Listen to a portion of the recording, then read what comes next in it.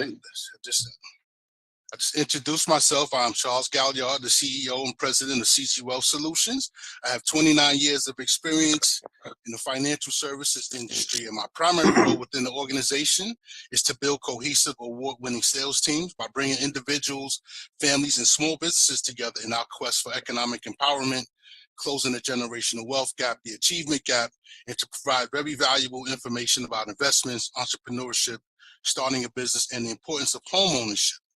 We are a small firm, and we have around 30 reps and are licensed to do business by the Department of Financial Services, now in 20 states across the country, which includes Maryland, North Carolina, New Jersey, New York, Connecticut, Ohio, Pennsylvania, Virginia, Georgia, Colorado, Florida, Louisiana, Oklahoma, Michigan, Texas, California, Delaware, Massachusetts, West Virginia, and we just recently added South Carolina to our list of territories that we cover. For more information about our team and CG Wealth Solution, you can visit our website at cgwealth.financial, or you can call or text us at 646-391-4303. On behalf of the team, we would like to extend a warm welcome to our 8th edition of Brunch and Wealth, representing Black History Month. And prior sessions of the Brunch and Wealth, we talked about closing a generational wealth gap. We talked about wills and trusts. We talked about the CARES Act, tax implications, full ride scholarships. We talked about business credit that leads to business funding, the pitfalls of estate planning and home ownership as the cornerstone of building wealth. We talked about investments and the story of the legendary golden mailbox, which was the philanthropic piece. We discussed random acts of kindness through giving. And in our last session, we actually had Rosaline Gordon and Barbara Fennell speak about how to properly format a business and how to obtain funding and how to better position yourself to qualify for loans. So today, we'll talk about the hot topics of crafting your legacy, the importance of estate planning, and also tax considerations. So giving us a very impactful presentation today will be my good friend and partner, Rosaline Gordon, who is the CEO of the Gordon Financial Group. She's actually a returning guest. Gordon and myself went to high school together. We went to Murray Bertram High School for business careers. And we also have a first-time guest, State Planning Attorney TJ Halsey. And Halsey is the CEO of Legacy Wealth Financial Group, and she'll be talking about the importance of proper estate planning. And TJ is out of Alabama, and also and Rosalind is out of Brooklyn, right? She's based in New Jersey now, but she's actually from Brooklyn. All right. So a couple of housekeeping items before we begin. First, we'll try our very best to end at the top of the hour. I know there's going to be a lot of good information today to cover, so please remain muted until the end of the presentation. If you have questions, you can feel free to put them in the chat. We'll open up the microphones town hall style at the end, and we can address any questions, any concerns that you have at the end of the presentation. So please remember, everyone, to mute your line when you're not speaking. We also have free giveaways to our attendees, courtesies of the special guest speakers, which they will announce during the closing arguments. Okay. So before I get into the presentation, I'll just have a quick commercial, because not only is this Black History Month, this is also Insure Your Love Month, which is in the life insurance industry. So it's very important, that the life insurance is actually a cornerstone of the financial planning process. And really, to decide how much life insurance to purchase can be very complicated. Many insurers provide a range of options with regard to the death benefit. Some policies offer as little as a few thousand worth of protection, and others can provide payouts worth millions to the surviving loved ones. So how can consumers decide how much coverage would be right for them? There's one simple approach that may be the best way to calculate the life insurance need, and it's called the dime method. So what is the dime method, right? The dime method is a common approach to calculating how large a life insurance death benefit should be. It involves taking into account four key factors as delineated by the acronym DIME, right? So the D in DIME stands for debt, right? This is all existing debt should be added up to determine how much it would cost to repay the outstanding balance due, after untimely death, right? And when we're talking about debt, we want to consider things as private student loans, credit card loans, balances, car balances. The I also stands for income. Through the purchase of life insurance, you should determine how much of your annual income, what your annual income is, and how many years of the income your income should be replaced as necessary to provide for loved ones. For example, if you have a spouse or child that would be relying on you on a policy owner for $50,000 of annual coverage for, let's say, 15 years, then $750,000 in coverage will be needed. The M in DIME stands for mortgage, right? So many people want the surviving family members to be able to keep the family at home. So the remaining mortgage balance should be taken into consideration. And the E stands for education.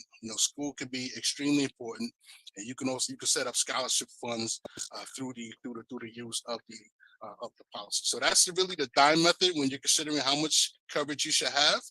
To get into the different types of policies, that's another scenario. Well, with that, Thomas, that is all I have. And why don't you do the pleasure of introducing our first speaker? Well, good afternoon, everyone. My name is Thomas Hayes. I am an agent at CG Wealth. Thank you, Charles, for the introduction and allowing me to participate today in our brunch and wealth. I have the honor of introducing our first speaker for today. TJ Halsey is the president and CEO of Legacy Wealth Financial Group, a consulting firm that specializes in tailoring strategies to help individuals create, build, and sustain wealth while leaving a lasting legacy. TJ is a legal strategy and business success coach, and in addition to her business degrees and certifications, she also holds 2 law degrees, a Juris Doctorate in law and a Master of Laws in taxation and financial services. TJ has over 22 years of corporate leadership experience working with the National Healthcare Insurance Company until the pandemic of 2020, when she decided to become an entrepreneur full-time. Her legal faith has led to successful operations in under 2 years with the work that she does with Legacy Wealth, and she also owns and operates a healthcare franchise in senior living, placement, and resources. In TJ's leisure time, she enjoys spending time with her 2 children and family, scenic views of the beach and mountains, reading books, listening to podcasts, speaking at live and virtual events, and traveling internationally. Ladies and gentlemen, please welcome TJ Halsey.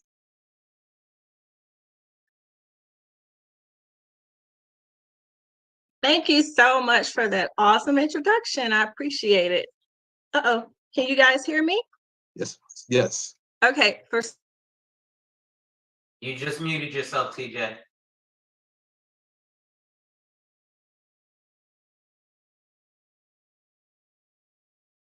You know what? In my home, we say the devil is a lie. So I was just thanking everyone for the opportunity to be here today and speak to this group. Happy Black History Month. I am so honored to be here as a guest speaker. I do hope that this information that I'm sharing today will be received, and please feel free to reach out to me. I would love for this to be more conversational because the subject matter can be a little bit difficult. So, Charles or Thomas, if you guys, I'm not sure how you want to handle any questions that might come up in the chat, but please feel free to stop me if someone has a question in particular about anything that we're going to be discussing today. And with that, let me know when I can try to share my screen again. Okay, let's see here.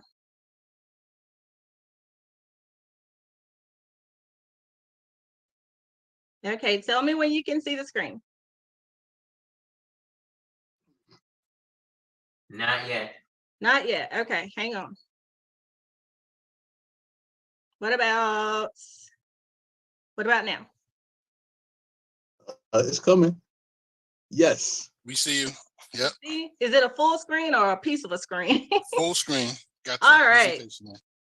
So today we're going to be talking about the importance of crafting your legacy. And basically, the underlying subject matter is estate planning, or what I like to call generational planning, because the idea of planning for future generations is what we're doing when we're talking about estate planning.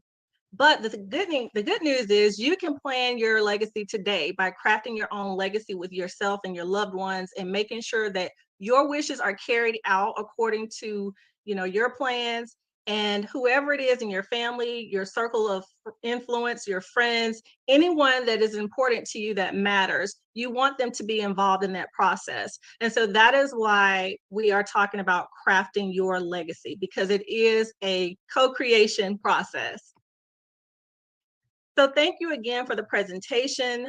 Today I am coming to you not as an attorney, not as anything other than just another person that is out there that is trying to do the best that I can in life to make strides, to leave a lasting legacy for my children, and also share knowledge and information to people that I've learned throughout the years through personal experiences and some of the things that I've learned throughout my professional experiences. So as was mentioned today, I did create Legacy Wealth Financial Group many, many years ago, just from several interactions that I've had, but officially made it an entity a couple of years ago. I do work with entrepreneurs and individuals, small businesses, in terms of estate planning, because you can do estate planning for business or life, right? So many of us are also business owners, so that comes into play with business succession planning. So I do consulting as well. I'm also, as was mentioned, the owner of an Oasis Senior Advisors franchise here in Alabama.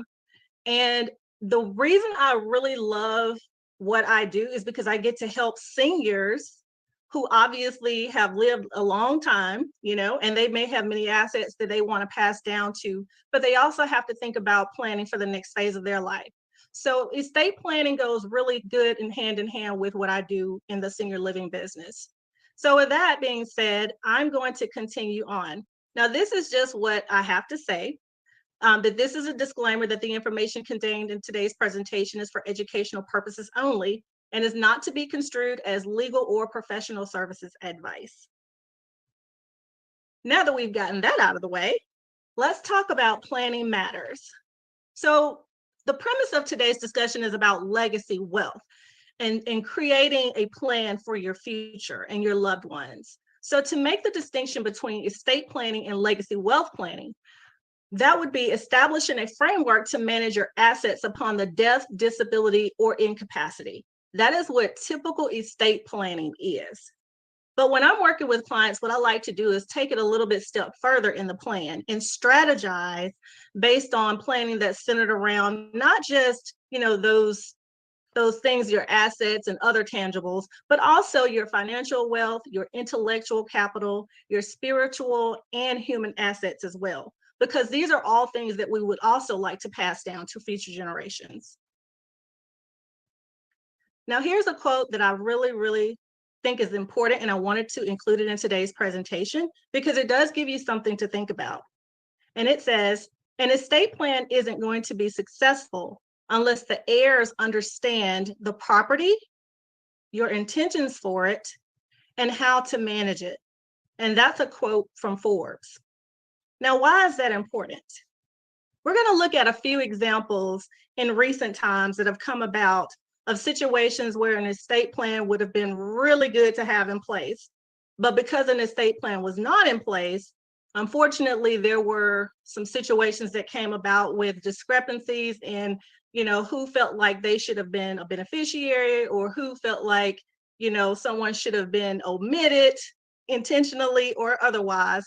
And, when you have that type of infighting, it can cause a lot of issues when a person passes away and a will has to go into probate, which is the court process for estate plans. So let's look at a few examples. The most notable one would be Aretha Franklin. Unfortunately, the Queen of Soul did not have an estate plan. Her net worth at the time of her death was estimated to be somewhere near $80 million. Some of the issues there were the fact that she had multiple wills. From my understanding, there were at least 4 wills that were produced during the estate process in probate. They were all different. One of the wills was excluding someone that felt as though they should have been included. And another will was unfortunately, including her son, one of her sons that has special needs, that was also omitted. And then the next issue that came about in her estate was there were several other interested parties that tried to stake a claim to her estate. And so whenever you have issues like this, and of course, because she was a very notable artist, there's going to be continuing residual income coming to her estate throughout the years, even though she's no longer with us. So who does that money go to? So that's what the court had to decide. Unfortunately, it took several years. It took 4 years to settle her estate. And unfortunately, it's still going on. Now, what I mean is her estate has been settled. There has been an agreement reached, but there are so many different claims, and IRS, they have their hands in it. There's, debts owed and all these different things. So an agreement has been reached, but the disposition of her assets will have to go out through time.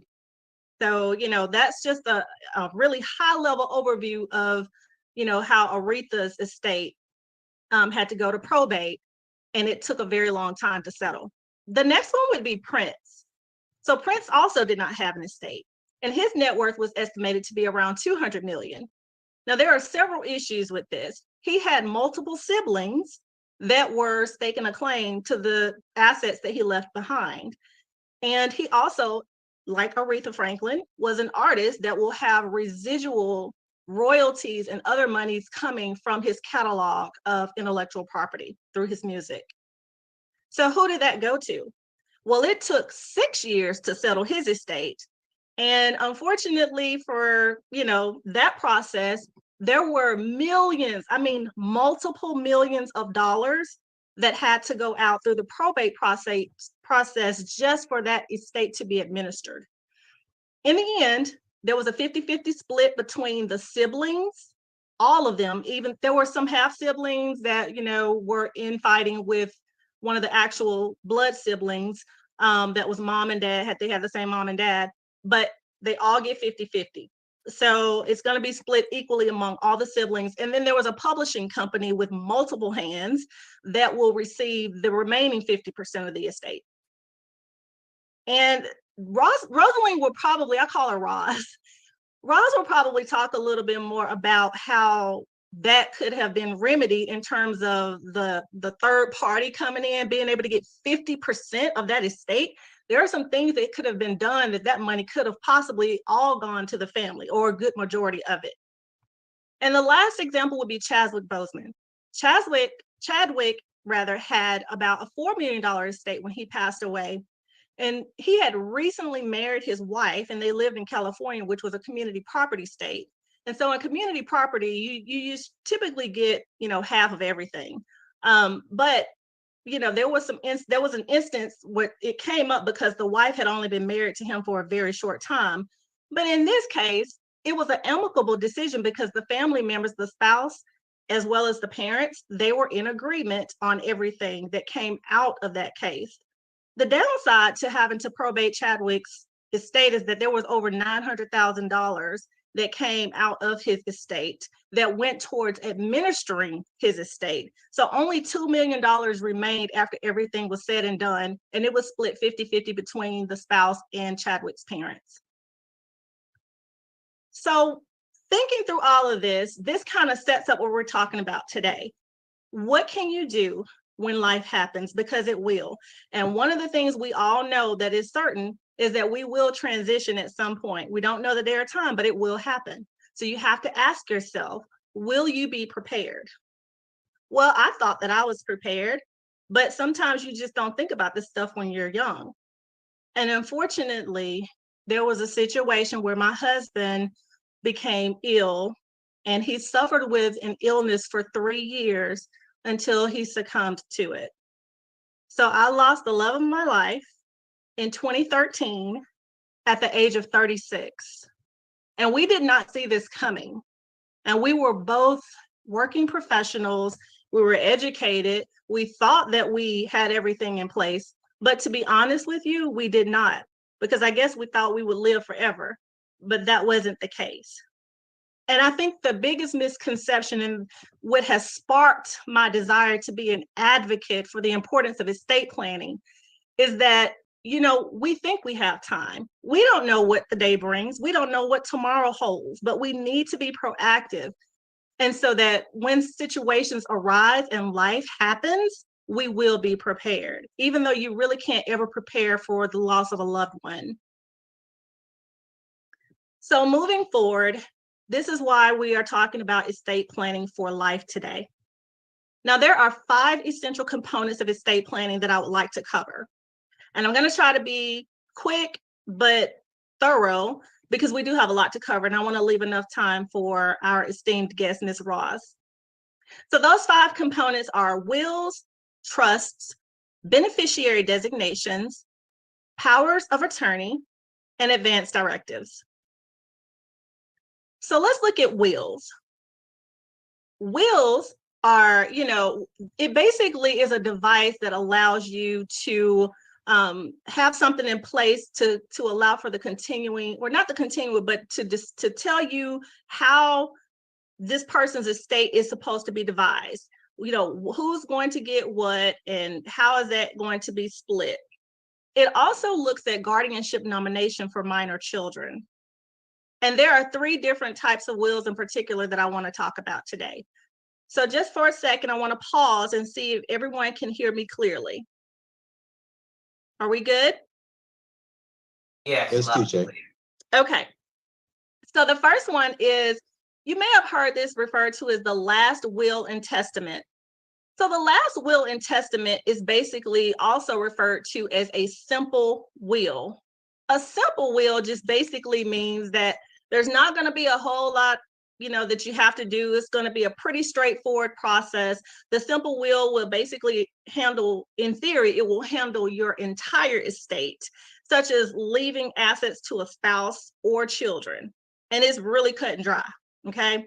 And then it also, like I mentioned, will name guardians. The thing about guardianship nomination for minor children is very important, is the fact that if you don't name a guardian for minor children, the court will nominate someone. And you never know who might end up having access to your child. It may not be someone that you intended, but again, you never know what the future holds. So if you have minor children, it is very important to do this type of planning to make sure that if there's not a parent, because there are a lot of single parent households. So in that situation, you definitely want to think about, is it going to be grandma? Is it going to be my aunt? Is it going to be an uncle? Or who is going to have access to take care of my child to ensure that the values that I've instilled in them and the beliefs and all the things will be continued on as my child goes throughout life. So the next one, we've already talked about guardianship nomination. We're going to talk about probate in a will. Like, what does that mean? I've heard some attorneys refer to probating a will in a negative light. And what I mean by that is they'll say, well, and I'm not bashing attorneys at all. I'm just saying that the school of thought for some legal professionals is that when you probate a will, you are basically filing a lawsuit against yourself. So you might as well just have a trust. That's true, but there's more to it. You are essentially filing a lawsuit against yourself because, one, although that will has the effect of carrying out your wishes and allowing for the proper disposition of your assets, as well as guardianship nomination, all of these things are done by either a personal representative or an executor of that estate. So if you name someone or if you don't name someone, someone has to be appointed as an executor of your estate or a personal representative to ensure that whatever is sorted through in that probate process in court will be carried out according to the terms of the agreement. That costs money. In most cases, a bond has to be put up. And the person that is going to be the personal representative or the executor has to be bondable. So if there's some sketchy past or some questionable circumstances around a certain individual, they may or may not, even if you wanted them to, they may or may not be appropriate to be the person that is nominated to be the executor of your estate, if that makes sense. Other things in probating a will is that you can affirm the clear chain of title and real property. That is very important because many people now are starting to own lots of real estate in their portfolio in terms of investments. But the biggest thing about probating a will is that it is and does become a part of public record. So everything can be seen. All the stuff that I just talked about Aretha, Chadwick, and Prince, it's public record. So we can see that now. Basically, when you're talking about a will, we're referring to the asset transference process. And in order to execute a valid will, you have to have a probatable writing that outlines your wishes. In most states, and I believe Alabama is included, we accept holographic wills. That is a handwritten will. You can write it on a napkin. As long as it is legible and we can, understand it, that can be entered into a probate process. It's called a holographic will. Some states allow it, some don't. In Aretha's case, she had 4 different wills and one of them was handwritten. So, there's that.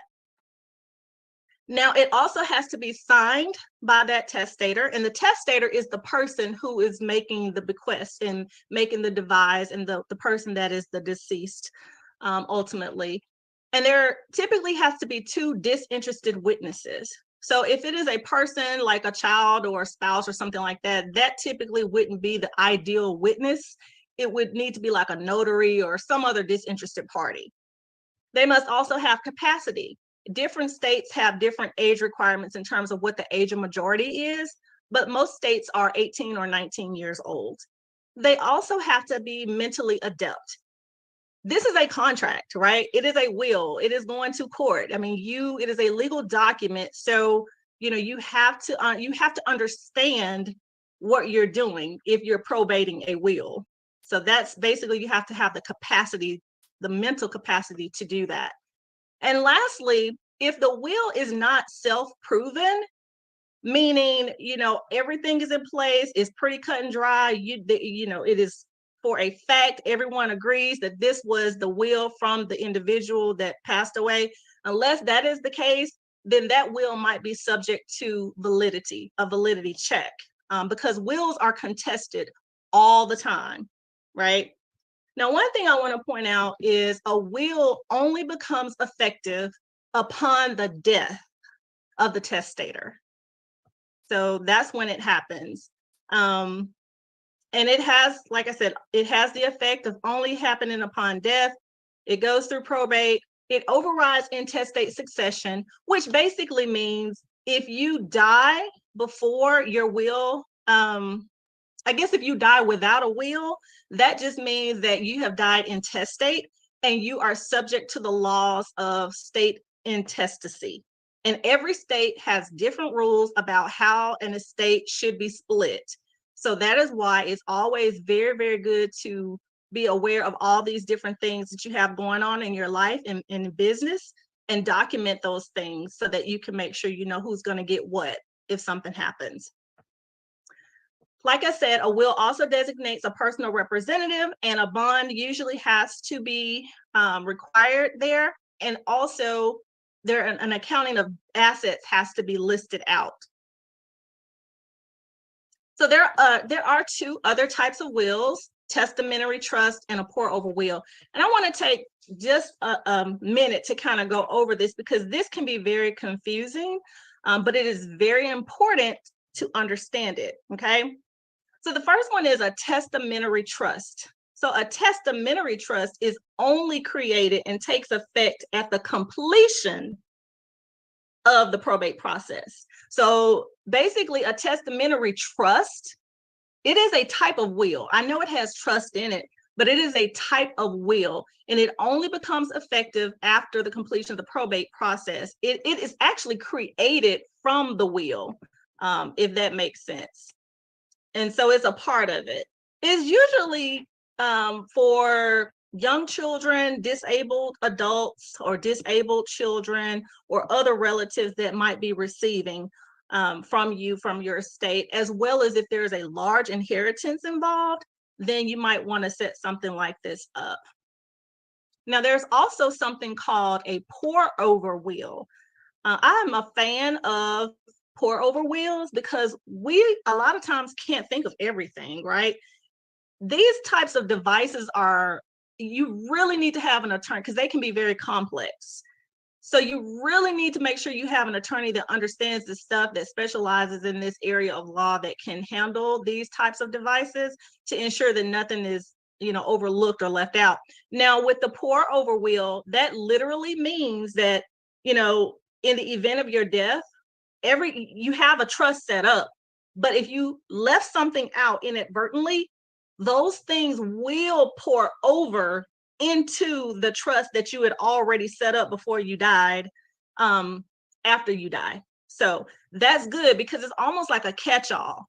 It's a safety net. It's sometimes referred to as a just in case will. Just in case you leave something out, we will take these assets and pour them over into the trust. Now, why is that important?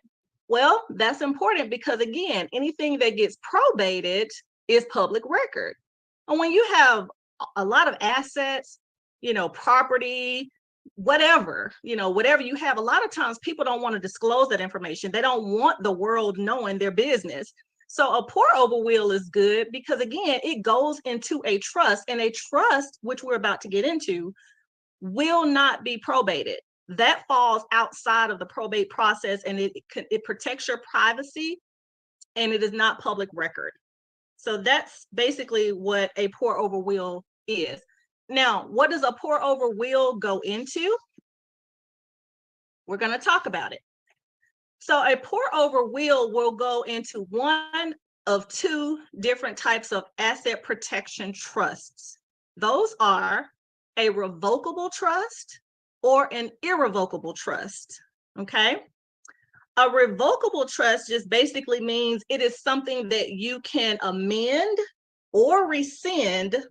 That means you can make changes to it, you can terminate it, you can do whatever you want to it during your lifetime because it is revocable. You created it, you can revoke it, right?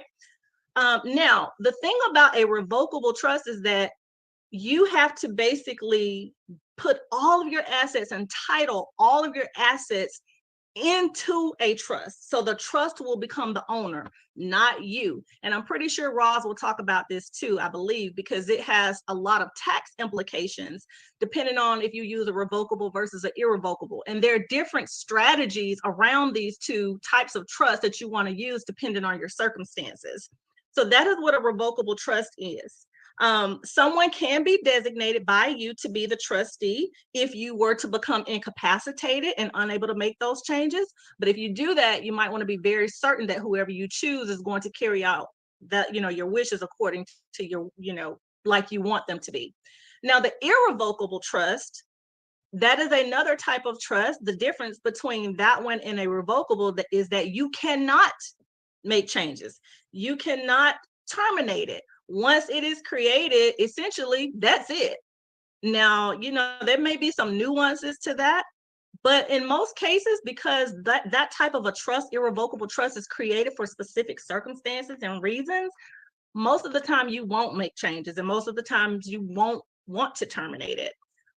When you typically see something like this, irrevocable trust, in my experience, has been when I work with people that might have special needs children, and they may also have, when they grow into adulthood, that doesn't change their special needs, right? Aretha Franklin had an adult child that was special needs, and he needed some planning. He needed access to resources for his continuing care that he just couldn't get because he couldn't get his hands on that money. Whoever was responsible for his care couldn't get access to those funds because it was tied up in probate. Now, had Aretha Franklin done something like an irrevocable trust for her special needs son, that money would have been available right away. So, that's just one example of an irrevocable trust when you would have something like that for special needs. A lot of times they call them special needs trusts. I guess another instance would be like in my business, my other business for senior living, sometimes individuals need Medicaid planning to cover the cost of their long-term care because they may only get Social Security and on a fixed income of $1,200 a month. But a nursing home costs on average $8,000 a month. So how are they going to pay for that?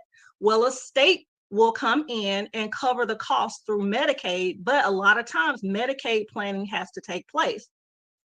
Most situations where that will occur is if someone owns a home, that is an asset. If you're trying to get the state to pay for your long-term care, the first thing the state's going to do is, one, they're going to talk to that facility that you're trying to go in for nursing home care. They're going to take that entire Social Security check, and then they're going to look at what other assets you have that they need to spend down. Once they spend down, you're going to have to sell your house first. Whatever that number comes up to after you sell your house, those proceeds can be put into a Medicaid planning trust, which is irrevocable. And then you do the spend down to qualify you for Medicaid, if that makes sense. So there's different strategies that you can use with a revocable versus an irrevocable trust based on your circumstances, but you definitely want to talk to a qualified attorney in this process. Do we have any questions, or are we good to keep going? I'm almost done. Let's hold the questions till the end. All right. In the best interest of time. Yes. Okay. So I'll be quick on the rest of the slides as best as I can. Okay. Couldn't So see right a lot now, of the slides. Is it? Am I the only one not seeing the slides, or is that? You may be just sharing the main screen, TJ, because all we see is Legacy Financial Group. But so the you slides guys have. Yeah, it's not that necessary. You're doing a great job explaining. You can keep going. Oh no, I'm sorry. Okay. Well, tell me. Can y'all see anything now? Yes. Now we're seeing the slides go. Okay. You did great. So you just forgot to push the next. I'm just talking away. Oh, it was good. It was good. Passionate, I very didn't passionate. know. Yeah, right. It was great. It's It was okay. great. You good? Okay. I'm so sorry, you guys. All right. So this is where we are. Let's see. Where are we? Okay. Beneficiary designations. So beneficiary designations are those things that pass outside of probate. Okay. Meaning there is a designated beneficiary that you have put on whatever the document is. It can be your retirement accounts, life insurance beneficiaries. It could be an annuity, any proceeds from that, real property with the language right of survivorship in the property deed, as well as any property that is held in trust, like we just talked about, the revocable or irrevocable or any other type of trust where you name designated people and beneficiaries, as well as payable on death accounts, which are typically like your bank accounts, your checking and savings accounts. Those will typically allow you to have payable on death. Because if you walk up in a bank when somebody passes away with a power of attorney, they're going to look at you like you're crazy. First of all, a power of attorney is only as good as the person is alive. And we're going to talk about that in just a second. But a power of attorney will not help you. So you really need to have a payable on death or a transfer on death, which is going to be like your CDs, your stocks, your bonds, mutual funds, proceeds from those types of accounts. That's going to be transferable on death. But all of these things pass outside of probate, which is great. It just goes directly to the person upon death. Now, we're going to go into powers of attorney because they're very important.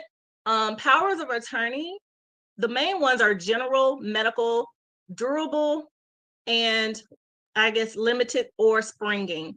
So let's just talk through some of these.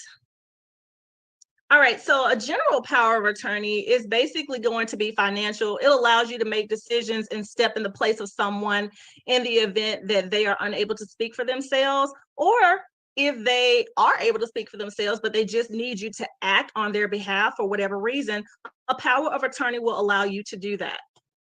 Now, a medical power of attorney is going to authorize someone as well to make medical decisions for you. This can be whether or not you are able or unable to make decisions for yourself. What it turns on is the language. So the language durable means that it can cover you right now, and it can also cover you in the event of incapacity. Right? So you might go in a coma, whatever the situation is where you are unable to speak for yourself, you want to make sure that someone has durable power of attorney. And that, again, can be general, where they cover your financial stuff, or medical, okay? Now, another one is limited. So for an example, my son was away in college and he needed to get his tags renewed. Well, I was on his car insurance and his car, and he wasn't able to come to Alabama, to come here to get his tag renewed. So I did it for him. But do you know that the DMV made me have a limited power of attorney to transact that business on behalf of my son, even though my name was on the insurance? So, it was what it was. So I had to get a limited time for that specific circumstance. And then when that transaction was over, the power was no longer good. So it's typically only effective for one time or a special event. The next one is a springing power of attorney, which means that there is some type of conditional language saying that, if this happens, then this person can act on my behalf. So it's basically conditional language in the power of attorney. Again, those are typically seen in financial situations or in situations where the person is unable to act on their own behalf, or if there is an incapacity. But if it's an incapacity situation, the language must clearly state durable. Okay, so let me go to the next slide. And are y'all seeing, let me see. I'm gonna make sure y'all seeing this next slide. No, it hasn't showed up yet. So which one are y'all seeing? Types of powers of attorney. Okay. All right. The last thing I want to talk about in terms of power of attorney is going to be what is also referred to as a living will, or sometimes people refer to them as a do not resuscitate. Now on this, a living will, a lot of people get confused with a will. They think when you say a living will, you're talking about creating a will in your lifetime. No, that's not right. So a living will speaks to whether or not you want to have someone speak for you in the event, their life-sustaining measures have to be taken, or something medically is going on and someone needs to step in. It basically authorizes a proxy to make decisions for you regarding your health care and end-of-life care. A lot of times when this is paired with a medical power of attorney, because again, remember I told y'all, medical power of attorney, basically you're just giving someone the authority to speak for you, whether or not you're incapacitated or not. But when someone takes a medical power of attorney and they couple that with a living will, sometimes in some states they have do not resuscitate orders. That's when you can take it a step further, and it's called an advanced directive, because it gives that person not only the decision, the authority to make decisions regarding your health care, but end of life and life-sustaining measures as well. Some people don't want to be resuscitated, so you got to put that in writing if that's your wish. Some people don't want to have artificial nutrition and hydration. If that's the case, you need to put it in writing.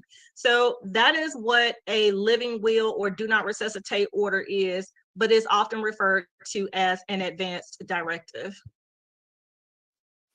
This is the most notable case that I can think of, and I'm probably dating myself, but do you guys remember the Terry Schiavo case that happened, I don't know, it went on forever. And she was 26 years old and suffered a cardiac arrest event.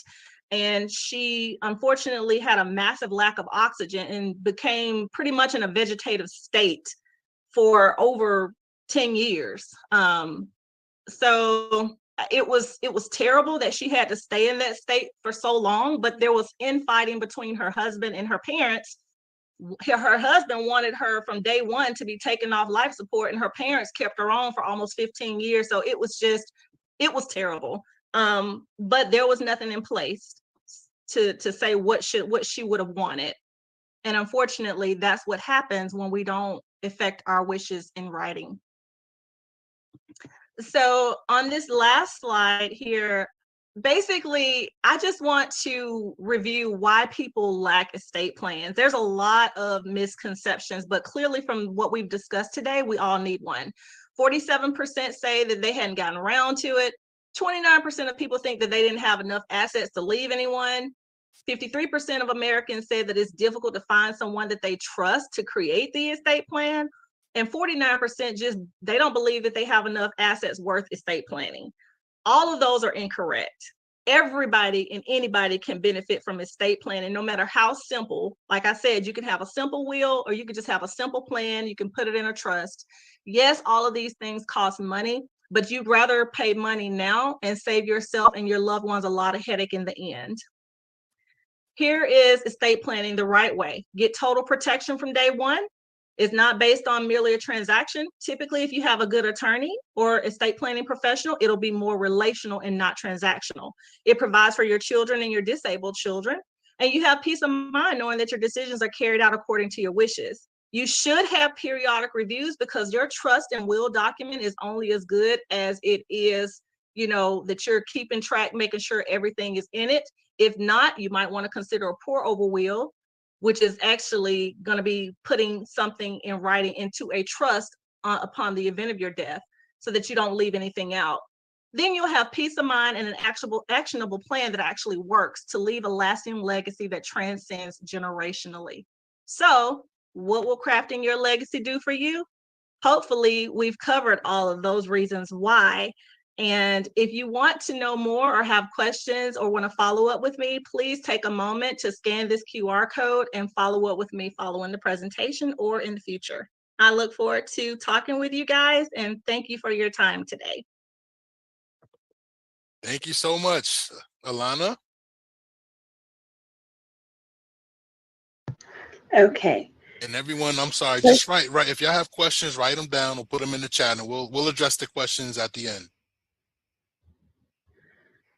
Okay, so now I have the privilege and the honor to represent Ms. Rosalind Gordon. And I just want to say, first of all, that she is incredible. Just looking at her bio, I'm like, wow, it is Black girl magic everywhere. So with that being said, it says, with over 30 years of experience in optimizing accounting and bookkeeping processes, handling tax preparations and planning, and managing outsourced CFO services, Ms. Rosalind Gordon is a prominent financial expert in Island, New Jersey. Since 2015, Rosalind has been the CEO and founder of the Gordon Financial Services Incorporation, an Island, New Jersey-based boutique business management firm, tactically overseeing services offered to small business ventures with high net worth individuals. She oversees services supplied to small businesses and high net worth. Did I just say that? I'm sorry. No, yeah, high net worth entities. Previously, she worked with V. Brown and Company Incorporation as a managing director and senior account executive, where she oversaw daily business operations and coordinated various financial and account-related responsibilities. Her experience spans a variety of financial solutions aimed at future-proofing corporate operations by formulating clear plans and developing creative solutions that have an enduring effect on financial standing, compliance, and organizational performance. Ms. Rosalind saves her customers thousands of dollars by taking an assertive and holistic approach, and offering proactive planning for their personal and professional wellness, empowering them to financial independence, which I am so in awe of. Because of her visionary perspective, Ms. Rosalind has developed a strong financial and business acumen, which she puts to use in her speech. I mean, in her speaking engagements on topics such as entrepreneurship, money saving tips, and ideas for business, women in business, building equity with your financial professional, business, business formations. I'm sorry, I just messed up my page. Oh, sorry. Okay, where was I? I just did it again. Building equity with financial professionals, business formations, and entity optimization. Ms. Rosalind is a member of the National Association of Women Women Business Owners, and is proud to serve it. And is proud to be an owner of several enterprises.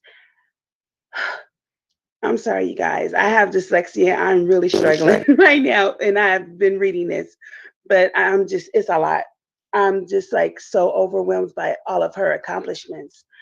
Okay, a proud graduate of Trinity Law School, Ms. Rosalind holds a master's degree of legal studies and a bachelor's in business administration from Metropolitan College of New York.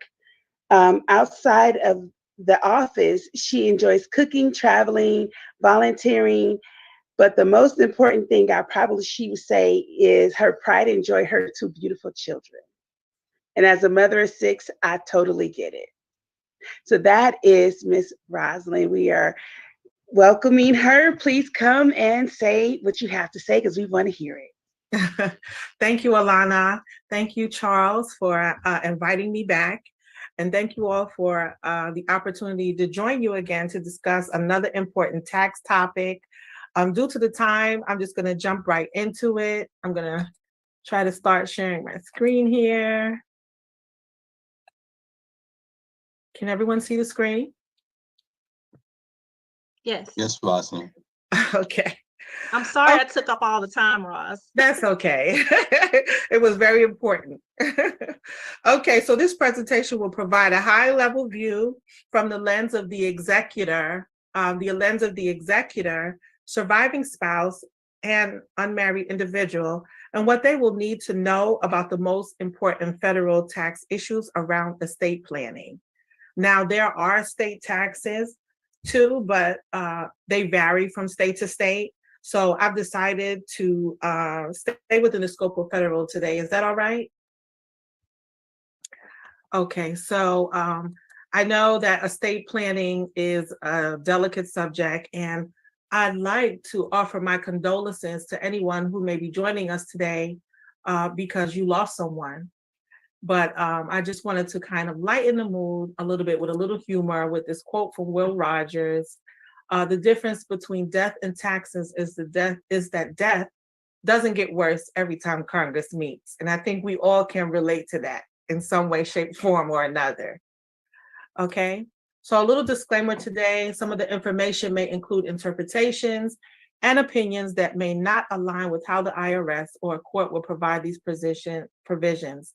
We may receive updated guidance from the Treasury, Congress, or IRS that may change the following information. So the agenda today is a little robust, but because of the time, I'm going to try to push through it. We'll talk a little bit about the executive's role. We'll talk a little bit about the accounting requirements in probate. We'll talk a little bit about the final tax return, revocable trust. We'll mention the basis step up for inherited assets. We'll talk about home sale gain exclusions and the RMD, required minimum distributions. Okay. So when a loved one passes away, someone must handle the resulting financial fallout, including the tax issues. That person may be identified in the decedent's will as the executor of the decedent's estate. If there is no will, the probate court will appoint an administrator. In either case, it will be the surviving spouse, another family member, or a close friend who takes on the responsibility. So in this presentation, we will refer to that person as the executor. The executor's role is to identify the estate's assets, pay off its debts, and distribute the remainder to the rightful heirs and beneficiaries. They are also responsible for filing any tax returns and arranging and paying taxes and any balances due. As you can imagine, this can be very overwhelming from an executor, especially if they are a close friend, if they are the surviving spouse, or they are a family member. So what people will do is that they will hire an accountant as myself to help them with the process. During probate accounting, the accountant will assist the executor by taking inventory, keeping records, and providing and submitting a final accounting. So let me just share with you a little bit of what that process looks like. So one of the first steps is to take an inventory of the estate's assets and prepare and file an inventory form with the court. This lists all the property that is in the estate, and it establishes the starting value of the estate. The inventory form for your estate will indicate what information needs to be included. A fair market value at the time of the death needs to be determined for each asset. The value of some of the items determined by financial statements, such as for bank accounts, stocks, and other securities. For other items, such as real estate, jewelry, collectibles, it may be necessary to get an appraisal. If there is money owed to the I always mess this word up, decedent, that hasn't been received, that also will be listed on the inventory. Next, as the estate process progresses, you will need to keep records reflecting all income received and expenses paid and all assets sold or acquired from the date of the beginning inventory. During the course of the estate's management, funds may come in, such as for income tax refunds, interest on bank accounts, income from businesses or rental properties.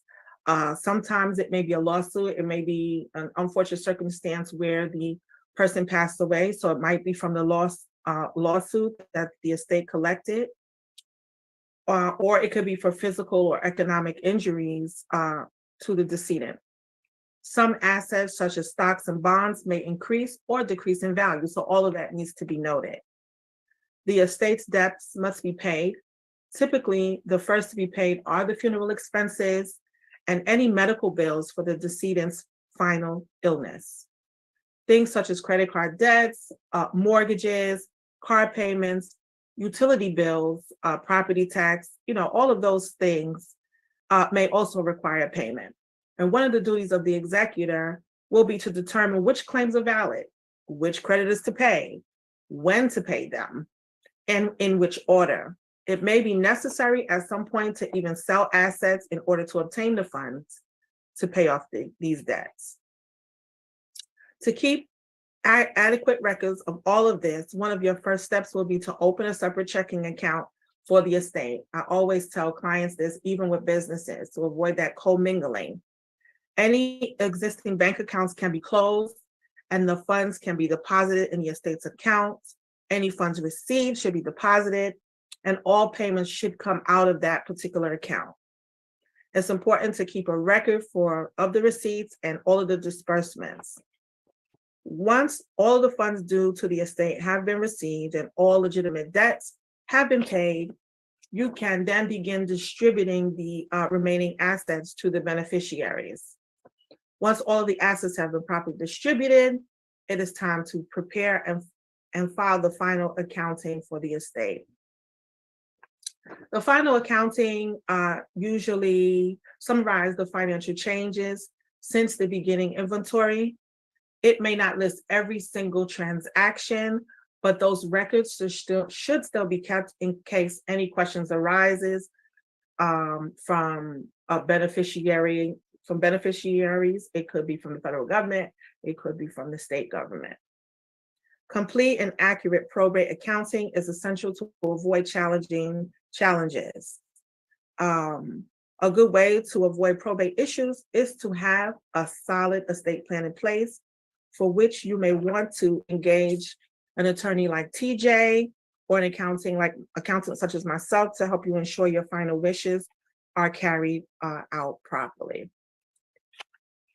So now we'll talk a little bit about filing the final tax return.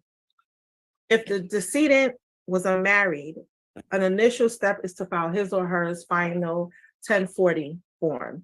That return covers the period from January 1 through the date of death. And usually the date of death is listed on that final 1040.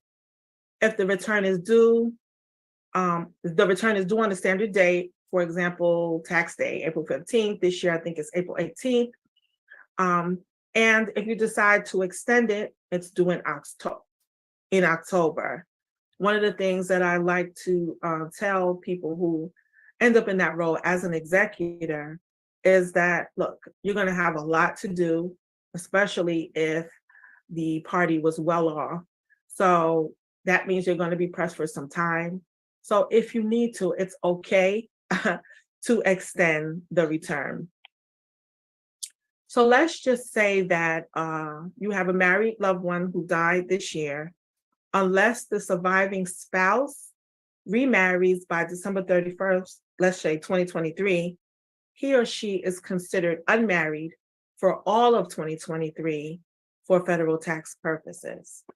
Nevertheless, the surviving spouse can still file a joint tax return with the deceased spouse for that current year, and thereby benefit from a more tax-friendly tax rate that applies.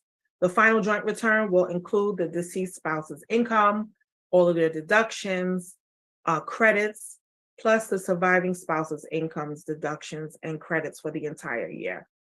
So just so you know, if that should happen, you don't necessarily have to default to single. You still can file married filing jointly for that current year.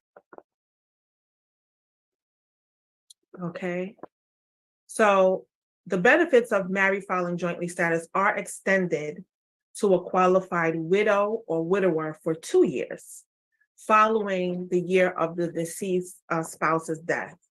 In general, to be qualified for widower or widower for that year, the surviving spouse must remain unmarried as of the end of the year.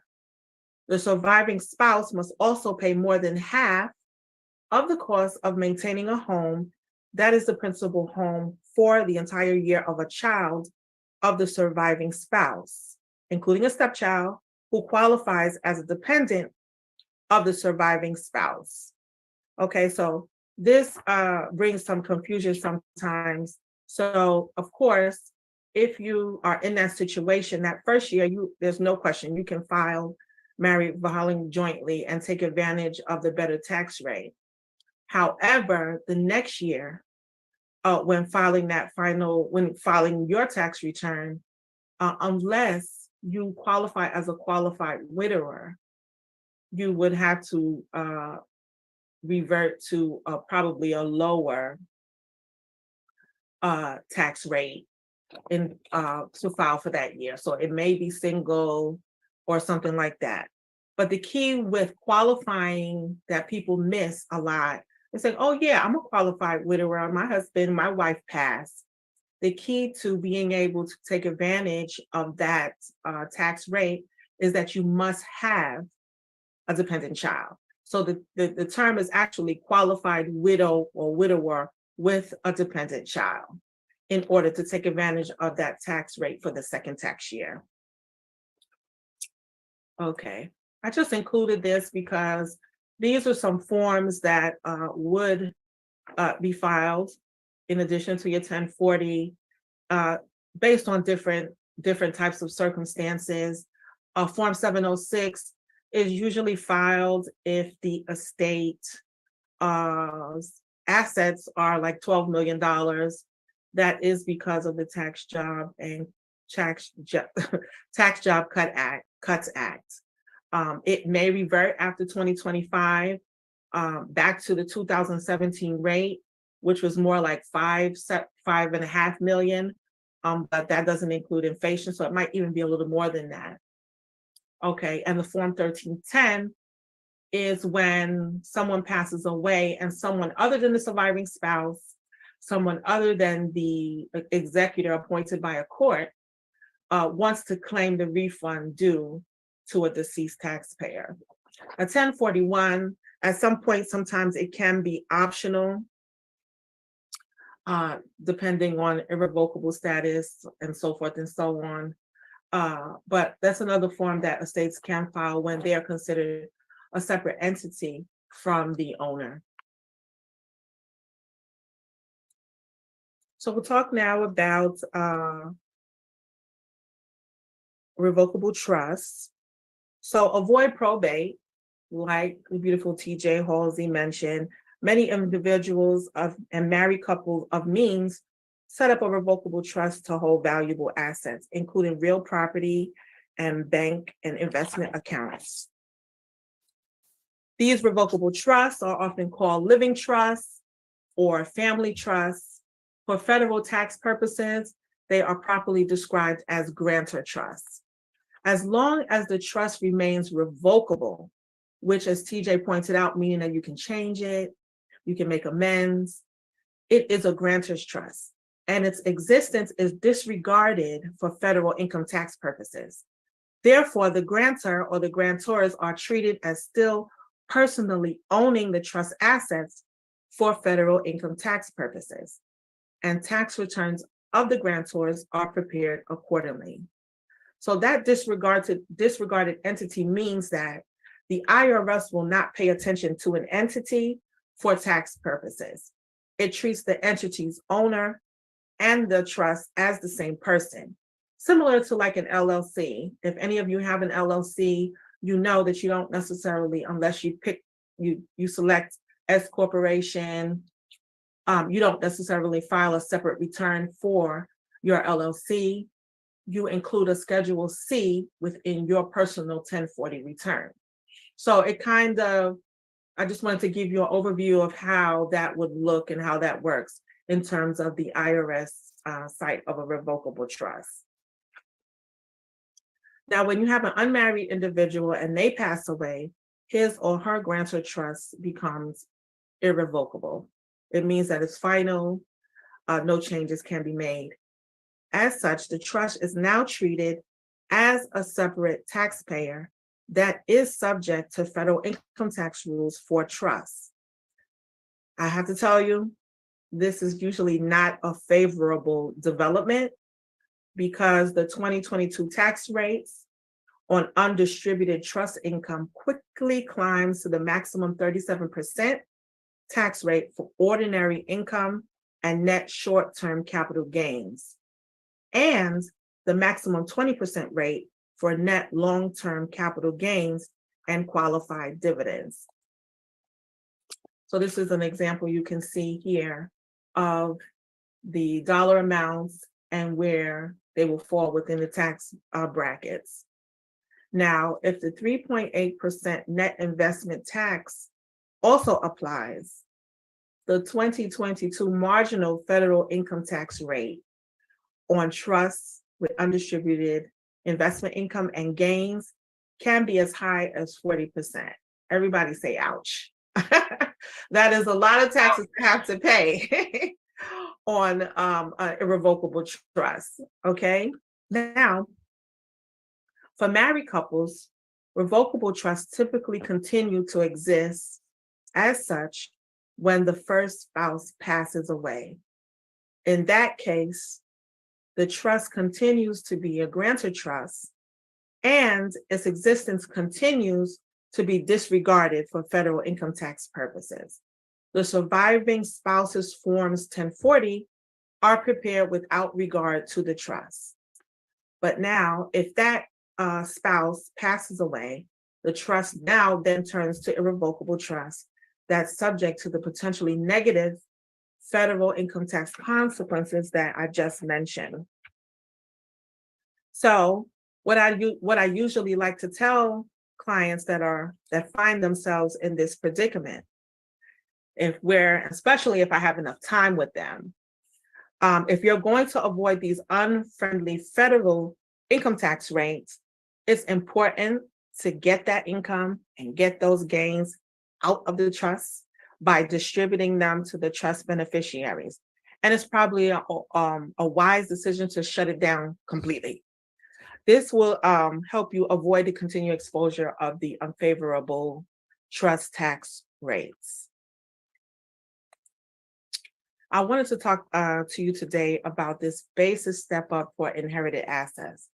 I really like this. I really was happy that some people were able to take advantage of this.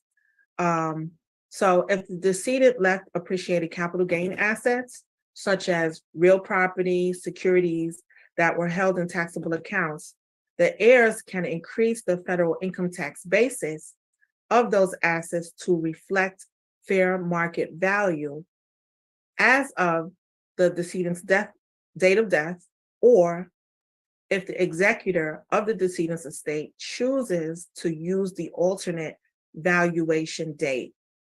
When inherited asset is sold, the federal gain tax applies only to the appreciation, if any, that occurs after those dates that I mentioned. That would be the decedent's date of death, or if the executor chooses to use the alternate valuation date. Okay, so if the decedent was married and co-owned one or more homes and or other capital gain assets with the surviving spouse, the tax basis of the ownership interest that belong to the decedent, usually half, is stepped up. Now, if the decedent was married and co-owned one or more homes and other capital gain assets with the surviving spouse as community property in one of the 9 community property states, like Arizona, California, Idaho, Louisiana, Texas, New Mexico, Washington, Wisconsin, the tax basis for the entire asset, not just the half, the entire thing that belonged to the decedent, is stepped up to fair market value. So this rule means that the surviving spouse can now sell capital gain assets that were co-owned as community property and owe federal capital tax gains only on the appreciation, if any, that occurs after those 2 dates, which translates to little or no tax being owed. So just to back it up, because I know it's a lot. So what usually happens is, let's say you have a home that's $1 million. And when you sell that home, you can now sell it for $1.5 million. So you would have to pay tax, capital gain tax, on the difference from what you bought it for and what you're selling it for. That would be the capital gain tax. But what this rule allows you to do, it allows you to step up or bring the value of that home to the current value of 1.5 million. And then you'll pay tax. And normally you wouldn't pay anything unless some freak of nature and it may be appreciated $1,000 or $100. You would only pay tax on that amount. So I think this is really cool for people who have inherited an asset, to help them, along with everything that's going on, avoid having to pay a high capital gains taxes. Okay. So the next one I'm going to talk about is the home sale gain exclusion. I'm currently working with a gentleman now who the process in doing this is very timely. So basically what it does is that an eligible unmarried individual can exclude from federal income taxation up to $250,000 of gain from selling a principal residence. Married joint filers can exclude up to $500,000 of gain. So if the decedent was married, the surviving spouse is generally not allowed to file a joint return for tax years after the year during the deceased spouse died, unless the surviving spouse is a qualified widow or widower, which is what I had explained to you earlier, or if they remarry. Nevertheless, an unmarried surviving spouse can take advantage of the larger $500,000 joint filer gain exclusion for a principal residence sale that occurs within 2 years after the deceased spouse date. So this is something in the IRC code, section 121. So it would allow you, after your spouse passes away, to be able to, if you decide that, like this gentleman, the house is too big, it has too many memories, he just decided that he just cannot stay in it. Now it's a little pressing, and to be honest, I feel a little uncomfortable rushing him, but I want him to get the most tax savings possible. So he has up until 2 years after the date of death of his wife to sell that property, and he'll be able to avoid paying taxes on at least $500,000. Well, in his case now, because it's 2 years, almost 2 years, $250,000 in gain. So I don't know about you. I mean, although the situation is sad, I'm glad to know that he can still get something out of this whole ordeal. Okay.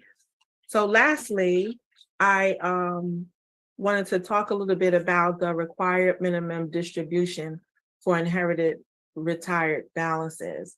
So I know all of my insurance and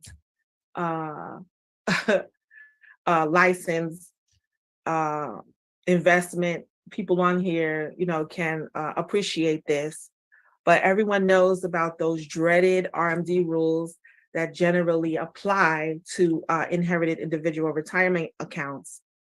And to be honest, as a beneficiary, you cannot afford to ignore those rules. Failure to withdraw the properly calculated RMD amounts for any year exposes beneficiaries to up to 50% penalty. That's crazy. So there has to be some strategy, some planning that goes along with that to avoid that happening. And as far as the spouses are concerned, if one or more non-spouse inherit a traditional IRA, Roth IRA, or qualified plan account balance, those rules apply. They were, I think, suspended for 2020 with everything going on with the pandemic, but they're back. And if my memory serves me correctly, there are even some newer required minimum distributions as of this year to consider. But anyway, the whole point of this is to just make sure that we're in hand of what those rules are in terms of taking those funds out to avoid the 50% penalty. If you're 59 and a half, make sure you can take it out. That's fine. If you're not, consider that 10% penalty before taking any distributions out of that. And there's also some recent strategies on inherited IRAs with this new law that they have out called Kneecap Stretch IRA. And I would love to share with anyone at a later time about that because it's a little in-depth. But yeah, this is my presentation. I promised that I wouldn't keep you guys long, but I just have a few takeaways. I just wanted to give a little review because I know that was a lot in such a short time. But the takeaways are, as the executor, your duty is to identify and pay off debts and distribute to beneficiaries. If you're married, filing jointly, you have that status. That's a benefit, and they're extended to a qualified widow or widower for the 2 tax years following the year of the deceased spouse passing. To avoid probate, many individuals and married couple of means set up revocable trusts to hold valuable assets, including real property and bank investments. Once that trust no longer exists, make sure to get that money out of those trusts to avoid those trust tax rates. And the good news with inherited assets, you receive inherited assets with a step-up basis to fair market value at either the date of the death or the alternative valuation date. If you sell shortly after inheriting it, you will likely have a minimum, if at any, taxable gain or loss. If the decedent was married and co-owned one or more homes and or has capital gain assets with the surviving spouse, community property, it gives you a full tax basis of the entire assets, not just half of the decedent's part of it. The dreaded, again, RMD rules generally apply to inherited IRAs and qualified plan balances. Beneficiaries, again, cannot afford to ignore those RMD rules. That's my time with you today. Thank you again for having me. All right. Hey, thank you so much, Rosalind. Hey, Alonzo, you want to go through the questions? I see there's a lot of activity going in there. And also, if anyone has any questions in the last few minutes with the time with our speakers, you can feel free to unmute yourself and ask any questions that you may have. Wonderful. Well, I see quite a few of these questions in here. And for starters, we have, looks like a few questions for TJ. Actually, I see quite a few. So initially, one question for you, TJ, is the will contestability protected more? And you actually answered this by having a trust. And the reason I asked that question was actually due to Lisa Marie Presley. She had like 35 million of insurance and her mother is now contesting the will. So had she had a trust, would that have protected her wishes better? Well, it's going to be interesting. I'm following this. I want to see what's going to happen because, again, when you have insurance, those are named beneficiaries designated in that policy typically, and it normally passes directly to that beneficiary upon death. So I don't know how that can be contested, but anybody can stake a claim. But once they do that, it's up to that probate court to determine if that is a valid claim of action that they can hear or not. So for the most part, I've only ever seen designated beneficiaries take upon death with no contestability, and because it falls outside of the probate process. Okay. Does that answer your question? Definitely. I have another question here from Elnora Smith. She says, how would you find out if you were in someone's will and weren't aware? Well, I mean, if you're putting somebody's will and you don't know it, that's a happy day. You just got to put a reading, right? I mean, it can happen, and I'm sure it probably has happened. And when it does, so this is what usually happens when you have a benefit that has been conferred upon you, whether it is through some type of a device like a will or a trust, or let's just say the person passed away intestate and they didn't have a will, that goes to the state. So that's what's called basically unclaimed property. So if you have unclaimed property, most of us don't know. I didn't know for about 6 years that my husband had some stocks with Marriott for the last 20 something years. I just found out 6 years ago. So, I mean, I was able to file a claim through unclaimed property, and somebody told me because they saw my name out there, and and I know better. Like, I know that you should periodically check your state's unclaimed property website. You just should. And then there's another website that is a national unclaimed property that you can go and look up. I don't have it in front of me. I'll have to kind of find the URL. But anyway, look at your state's unclaimed property and look at the national website of unclaimed property and put in the deceased person's name, and or your name, because a lot of times there will be some type of a match, and claim it. It's usually a seamless process. If you are the direct beneficiary of that benefit, then you just usually have to show a death certificate if you can get one. They may or may not ask you for an affidavit of heirship if you're not a relative and you don't have anybody contesting that benefit. Then it's usually a pretty straightforward claim. And the state will cut that check and they'll just give it to you. They don't take your money. Your money will sit there in perpetuity in unclaimed property. There may be some laws around money that never gets claimed, and I don't know what the period of time is, but it would have to be pretty long. And when that happens, it's called the escheat process. It escheats to the state. It was never claimed. Thank you for that one as well. Let me see. I did see another question in here.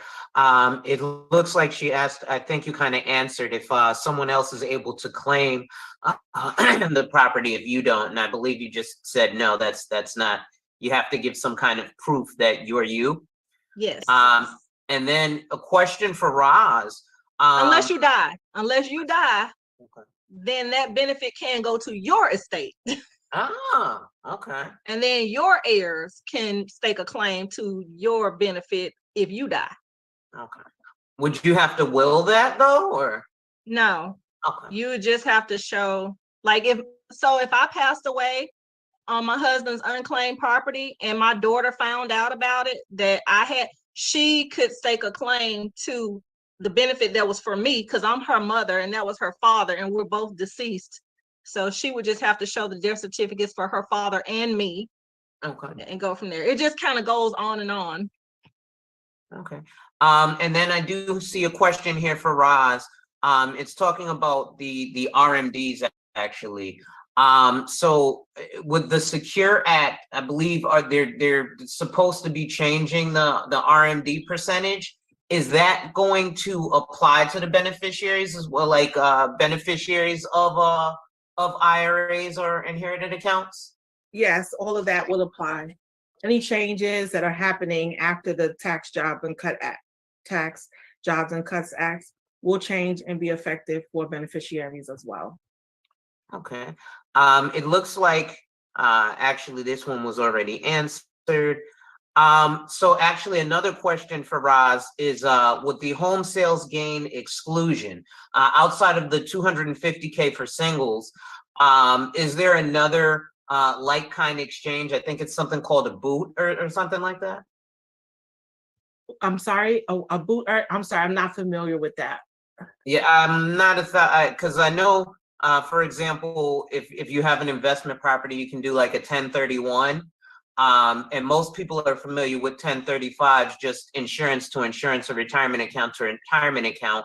But is there something similar with like a like kind exchange? So if I make $250,000 off of selling a house and I don't want to do a 1031, can I roll that over into an investment account? That's something I'm not sure of. But Roz, I think TJ, I seen you put something in the chat about Yeah. you can alleviate some of the capital gains by putting it in a trust. Can you touch on that? I think that's where Alonzo's headed.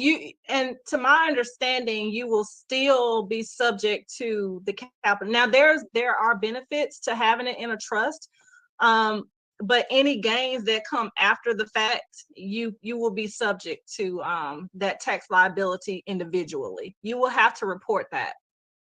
So you kind of can't get away from paying taxes on it, but there are certain, in the scenario that you described, if you choose not to do a 1031 exchange in kind from this to this, and you're just going to, I guess, keep that distribution, keep those assets, that will be considered a capital gains.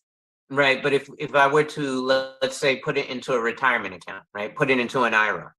Yeah. It's technically a like kind exchange, but I'm just trying to figure out You're saying if you put it into, well, I don't know. It just depends on how, I think it would depend. That's still considered income from like whatever the asset is considered income. And in IRA, you can only contribute, depending on what kind it is, you can only contribute up to so whatever the maximum Right. is. So if that capital gains exceeds what that amount is for the IRA, then you will be taxed on whatever that appreciated income is. It still has to be reported as income. Because the person is deceased, the money is in a trust, okay, but that is still an income producing asset, if that makes sense. So you can't just completely eliminate the taxes on that. Is that right, Roz? I think that's Yeah, correct. in that respect, yes. In that scenario. Fair enough. All right, great. So I guess let's take one more question, and then we'll have the final comments from Rosalind and TJ, and then we'll wrap up. I feel like I've been doing all the talking. Does any one of the guests, please don't be afraid. We won't bite. If you have a question, comment, concern, please feel welcome to take yourself off of mute, and we'd love to hear you guys' lovely feedback or voices. Anyone at all? And I do want to say really quick that I went through all the questions in the chat, and I tried to respond to all of them just to make sure I didn't miss anyone. Well, in that case, you could just I see someone has their hand raised. Yes, I do. Oh. Hello. My name is Mary Gillard, and my husband recently passed. Charles Gillard is my stepson. And I found this. Hey, Mom. How you doing, baby?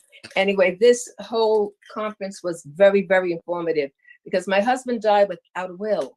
And I was told that what I should do next is to get both reversible and irreversible trust. Is that true? Should I get both? Well, Roz, you might want to chime in on this, but this is what I would say. It depends on which, again, when I think of a trust and when clients think of a trust, what I want them to understand is what is the scenario and what is the end goal? What are we trying to do? Because a trust is nothing more than a strategy.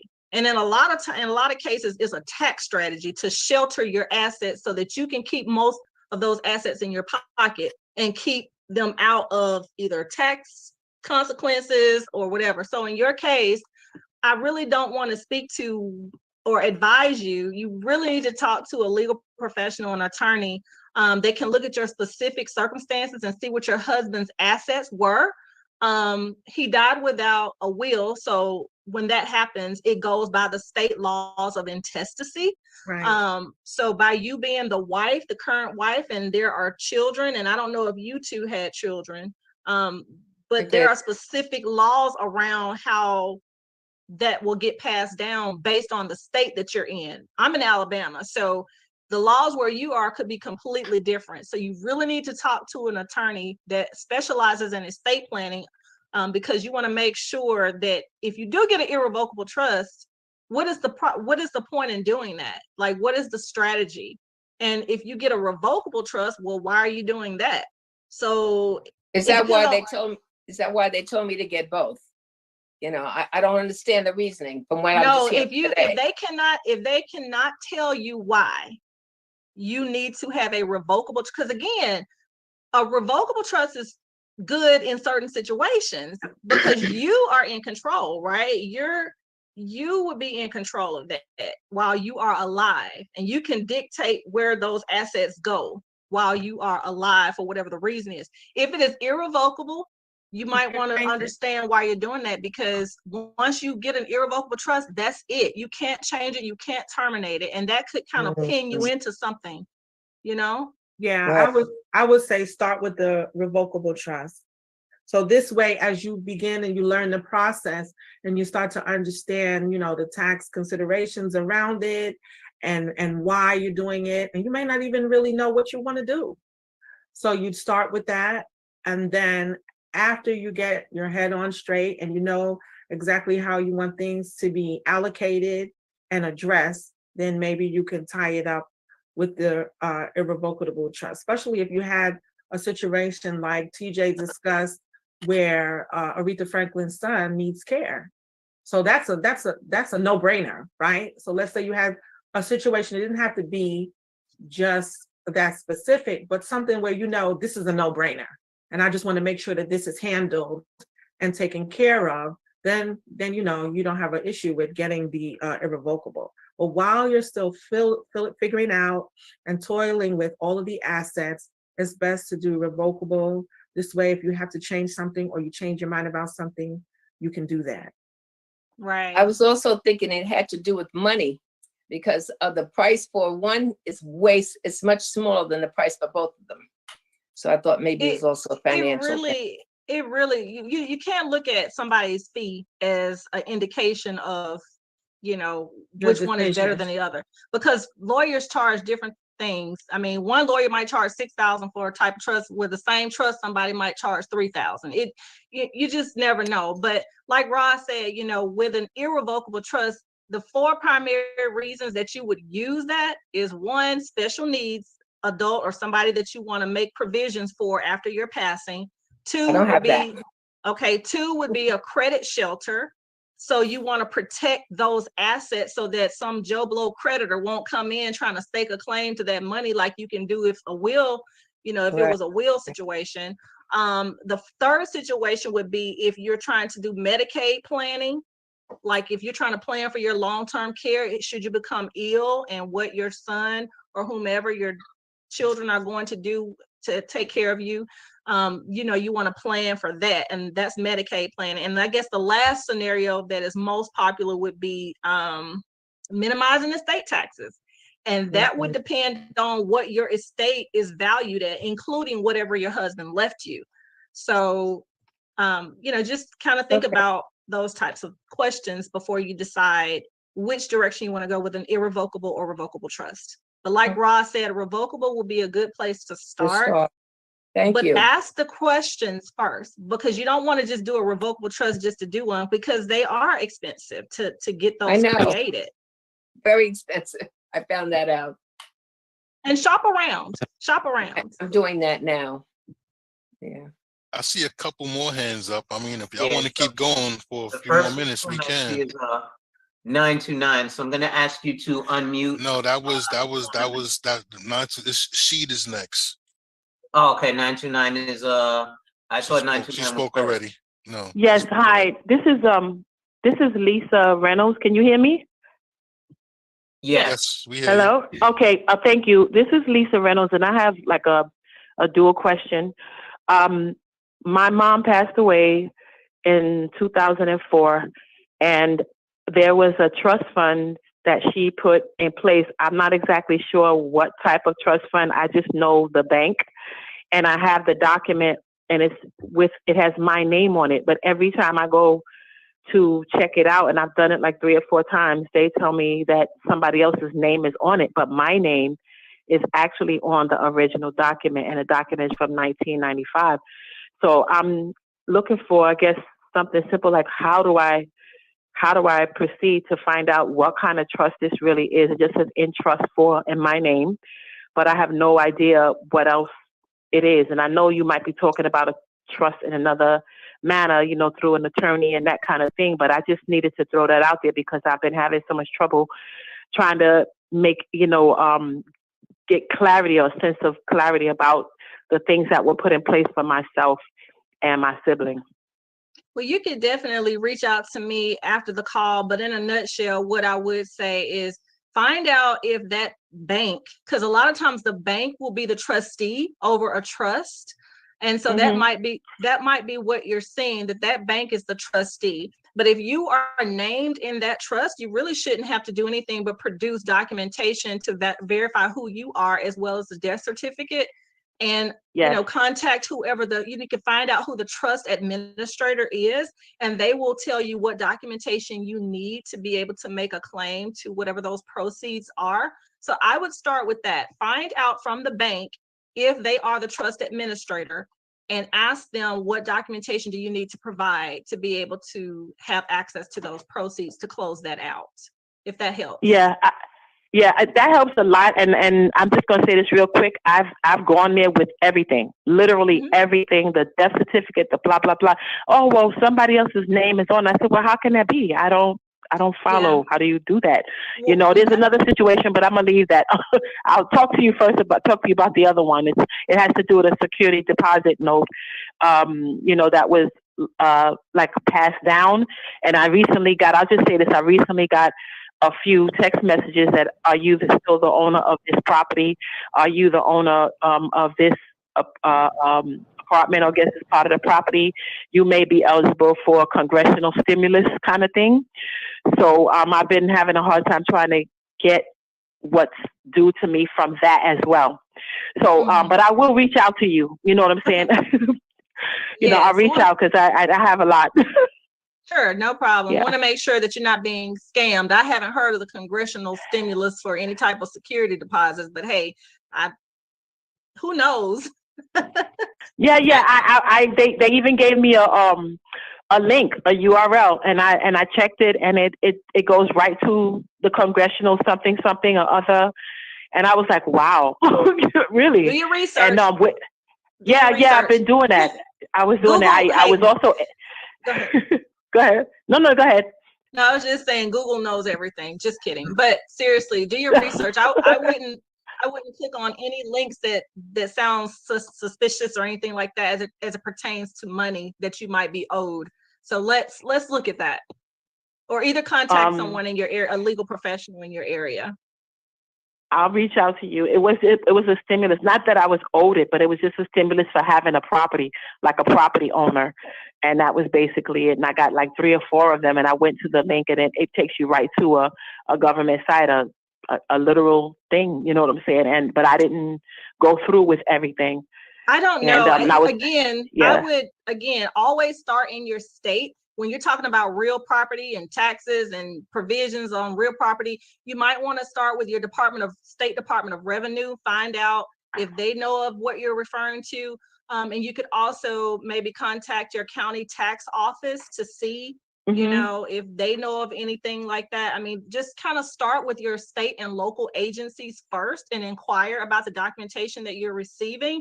By and large, if that truly does exist, someone in those offices will know, or they should, especially at the state level. So start there, and we can, kind of look at the documentation and go from there.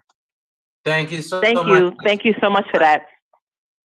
And definitely get back with the advisor who invited you, and then you guys team up with TJ. So next we have Mr. Sheed. You can go ahead and unmute yourself, and we will get to your question, sir. All right. So basically it's Rashid, but that's my screen name. But basically I have 2 kind of questions, kind of 2 parts going into each other. For one, I was looking at starting a business and wondering for the accountant side of it, do I need to go ahead and put it into an LLC? And what is the proper way of doing that? I know going through the state to fill out paperwork, would I need to get a lawyer for that, or there's a way of doing that? And do I have to put LLC within the name, or just put my company, that I want to do without LLC attached to it? Well, the first thing you want to do when starting a business, are you generating revenue right now? Yes. Would you be able to share what that would look like? Well, basically, I just I do deliveries, and no. also. I'm talking about in terms of dollar amount. So is it north of $100,000? No, it's not. Okay. So, and how long have you been doing this? Far as side, probably about a good 3 or so years or more. Okay, yeah. So I would say you could start with an LLC, and it's a simple process. Myself and TJ, we help many small business owners and entrepreneurs set up LLCs for themselves, and it is done through the state. And so it's not such a difficult process. So if that's something that you wanted to look into doing, you can speak to myself or TJ about getting that done. What the LLC does is that it offers you protection from creditors and that kind of thing, and issues, juxtaposed to being a sole proprietor. So if you've been doing this for 3 years, I already feel like you have this on lock. So it's probably a good thing to go ahead and incorporate. using an LLC. Does that answer your question? Basically, also too. Now, when I fill out my paperwork, as far as for the state, do I have to put LLC attached to my business name? Usually, Or yes. That's how it is. okay, all right. So, and then another thing too, as far as with that, making a trust. Now, if I was to have my business and something was to happen, like, what's the process of actually putting a business in a trust? So if anything that my kids can run it, or, you know, I probably, because if it's like me just doing it by myself and I have assets within the business, or if I have a couple of employees, I want to make sure that, you know, as far as ownership and far as money and decision gets done through my family, instead of having someone that I work for, just a general employee try to step in as ownership and try to run things. So that is a loaded question Yeah. because I'm gonna give you an example when we get done, but a loaded question because one thing I heard you say is you want your family to be able to control. And then the other thing that I heard you say is that you might be interested in having your business be the trust owner. Is that right? So you can do both of those things in different ways. So your business your LLC in theory can own the trust that you create. You can also do some business, if you're working with business partners that might have some equity stake in your business, then you might want to do some business succession planning. You might want to talk to these guys about key man insurance and how you can utilize life insurance to protect your family's interest in the event something happens to you, but also that you and your business partner or partners stipulate would be an amicable agreement between you all for what they will do upon the event of one of you all's passing. So you can utilize life insurance instruments to do some of those things that is connected to a trust. And one of those, and correct me if I'm wrong, Charles, but I think it's called an ILIT, if that's if I'm saying that correct. Yeah, the life insurance trust. Absolutely. Yeah. So I guess that was the first, or that is the question that you had. But I would encourage you also, there was a young man that was recently taken from us. And I've never heard of him until recently. I think his name was Extension with like 3 or 4 X's in front of his name. Google him. He was I think he was 20 years old when he was shot and killed. And this young man did the exact same thing that you're talking about. At 20 years old, he was already prepared with all of his assets, and he had something north of $20 million. I've never heard of this young man. But again, he had all of that tied into a trust. The trust owned all of that. And now his mother is, the way he had it set up, she's going to be the one that kind of controls everything. But I heard that there's a brother that has come in recently and just filed a lawsuit against the mom about, because they disagree on how those funds are going to be distributed. But check Extension out. I think that's his name. Google that. Yeah, Tentacion.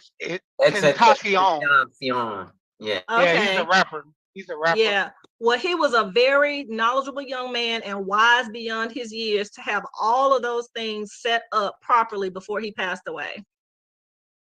Well, thank you so much for that question, Mr. Davis. And Mr. Davis is my client. So TJ and or Rosalind, you'll be getting a call from the two of us shortly. And lastly, we have Miss McRena Rhonda. If you'll go ahead. This is the last question. Yep. If you'll go ahead and we'll get there. And anyone else, if you have questions, comments, or concerns, please get back with the advisor who invited you, and we will definitely go from there. Go ahead, Ms. Rhonda. Thank you. Just quickly, I'm 53 and plan to retire in about